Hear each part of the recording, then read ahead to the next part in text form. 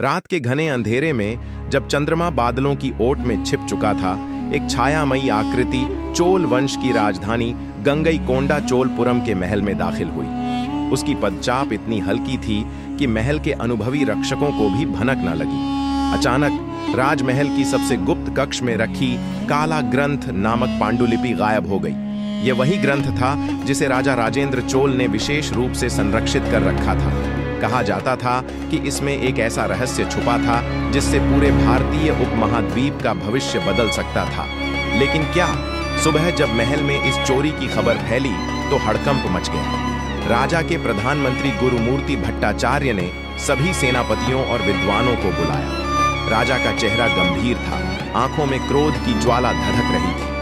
वह ग्रंथ केवल एक पुस्तक नहीं थी, गुरुमूर्ति ने गहरी सांस लेते हुए कहा। वह एक शस्त्र था, एक ऐसा ज्ञान जिससे हम इतिहास को अपने अनुसार मोड़ सकते थे। यदि वह किसी शत्रु के हाथ लगा तो हम नष्ट हो जाएंगे। राजा ने अपने सबसे कुशल गुप्तचरों को बुलाया।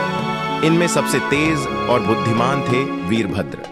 उनकी आंखों में सर्प जैसी चपलता थी और चाल बिल्ली जैसी निपुण। राजा ने उन्हें गुप्त अभियान पर भेजा। वीरभद्र ने सबसे पहले महल के पहरेदारों से पूछताछ की। एक बूढ़े रक्षक ने कहा, महाराज, रात के तीसरे प्रहर में मैंने कुछ अजीब महसूस किया। हवा में एक अजीब सी सुगंध थी, जैसे केसर और चंदन की मिली जुली खुशबू। फिर अचानक मेरी आंखें भारी होने लगी और मुझे नींद आ गई। वीरभद्र को संदेह हुआ कि चोर साधारण नहीं था, यह किसी गुप्त संगठन का काम हो सकता था। उन्होंने महल के चारों ओर खोजबीन की और एक अजीब निशान पाया। यह एक दुर्लभ दक्षिण भारतीय शैली का तिलक चिन्ह था, जो केवल एक विशेष समुदाय के लोग ही लगाते थे। यह निशान केवल पंड्या वंश के संतों द्वारा प्रयुक्त किया जाता था। पंड्या वंश चोल वंश का कट्टर शत्रु था। वे वर्षों से चोल साम्राज्य से पराजित होते आ रहे थे। लेकिन क्या वे अब किसी गुप्त योजना के तहत बदला ले रहे थे? वीरभद्र को यकीन हो गया कि चोरी के पीछे उनका ही हाथ था। परंतु यह रहस्य और भी उलझ गया जब एक साधु अग्निवेशर ने वीरभद्र को एक गुप्त संदेश दिया।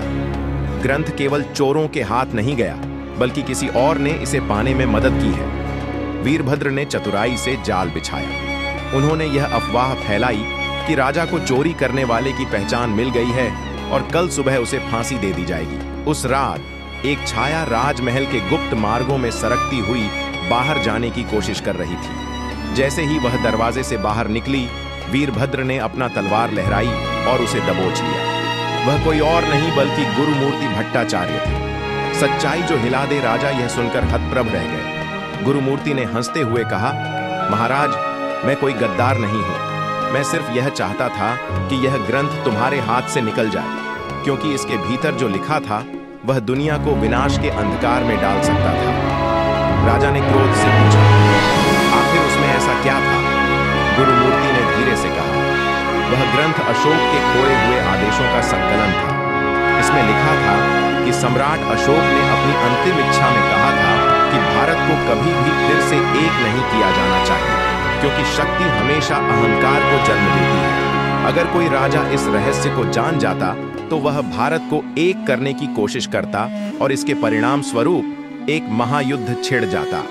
राजा ने एक गहरी सांस ली और आदेश दिया कि ग्रंथ को जला दिया जाए, ताकि यह रहस्य हमेशा के लिए दफन हो जाए। लेकिन जैसे ही ग्रंथ जलने लगा, उसमें से एक रहस्यमयी चित्र प्रकट हुआ। एक स्त्री की छवि जिसकी आंखें जलती हुई ज्वाला जैसी थीं। और फिर उस चित्र में लिखा था, जिसने इसे जलाने की चेष्टा की वह स्वयं इतिहास में खो जाएगा। राजा और वीरभद्र ने एक दूसरे की ओर देखा। महल में एक अजीब सी शांति छा गई।